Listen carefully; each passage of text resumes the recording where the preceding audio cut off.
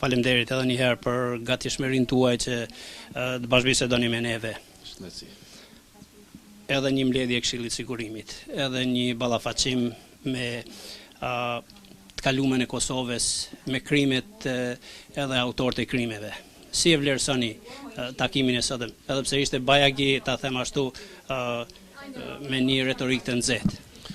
Fillimisht të vlerësoj mbështetjen që ju dha Kosovës një herë nga shumica vendeve të anëtarëve të Këshillit të Sigurimit, veçanërisht nga vendet e Kuintit, një progres ky që po konsolidohet gjithnjë e më tepër në një vend ku tani kemi arritur njohjen e 119 shtete që po forcojmë subjektivitetin ndërkombëtar, po ndërsohemi në organizata ndërkombëtare dhe angazhimi ynë i fundit do të jetë që ta ndërsohemi sa më shpejt në UNESCO dhe në Interpol, po dhe organizata tjera ndërkombëtare.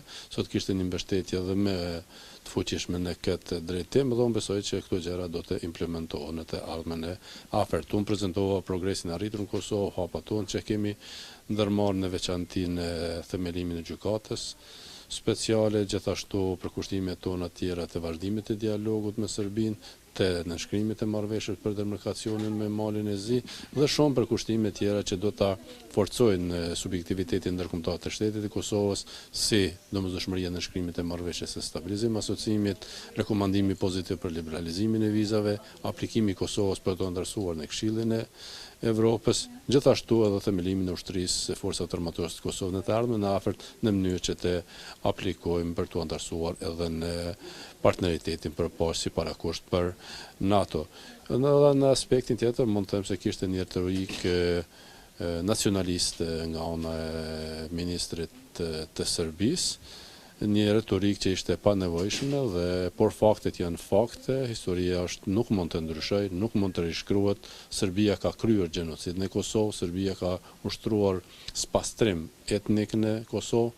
Shteti i Serbisë, aparati represiv ka dhunuar mbi 20.000 gra shqiptare në Kosovë, ka larguar ky aparat shtetëror mbi 1 milion qytetarë nga Kosova, ka vrarë mbi 15.000 qytetarë të pafajshëm, prandaj nuk ka tjetër formulim për këtë dhunë, për këtë dhunë sistematike të organizuar dhe dirigjuar nga Beogradi, sesa që Serbia ka kryer gjenocid si në Kroaci, si në Srebrenicë, gjithashtu edhe në Kosovë.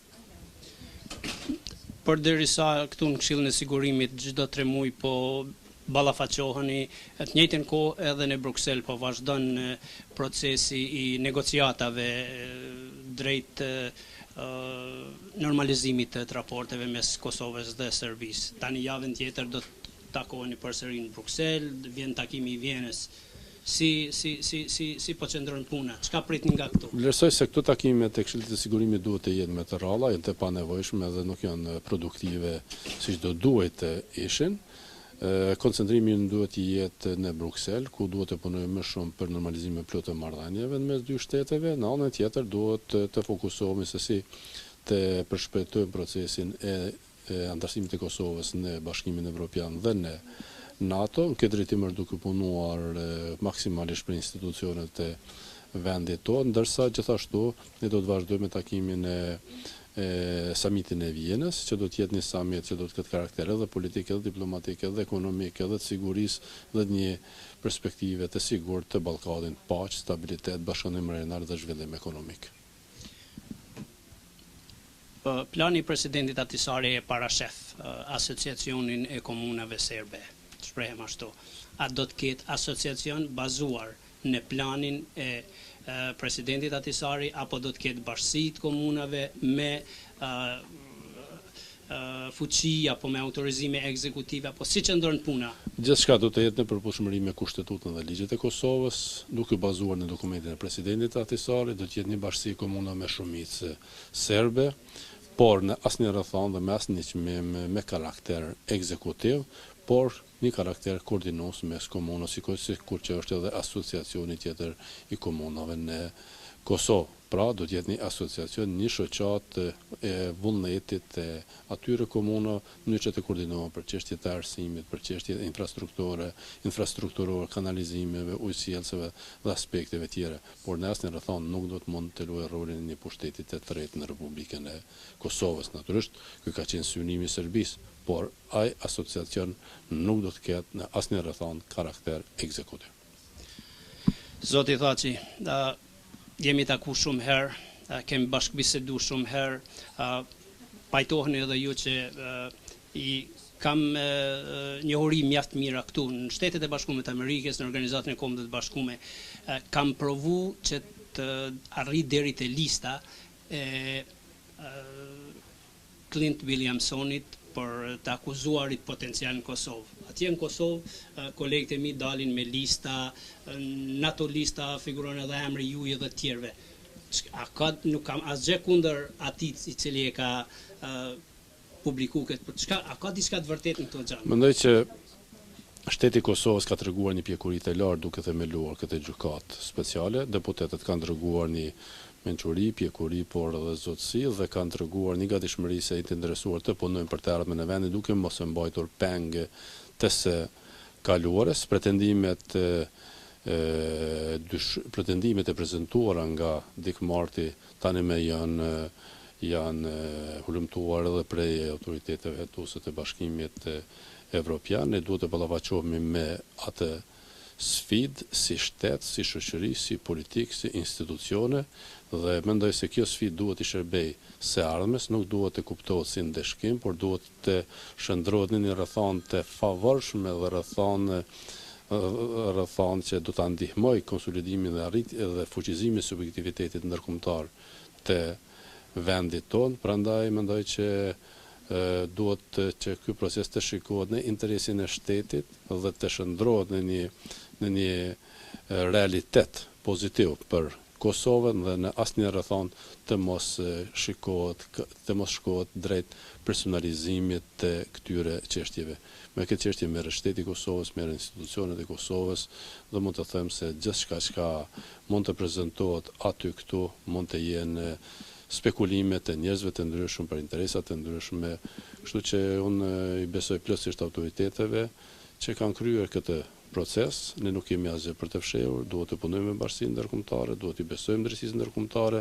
Ushtria shtetërore e Kosovës ka zhvilluar luftë të drejtë, ka zhvilluar luftë të pastër.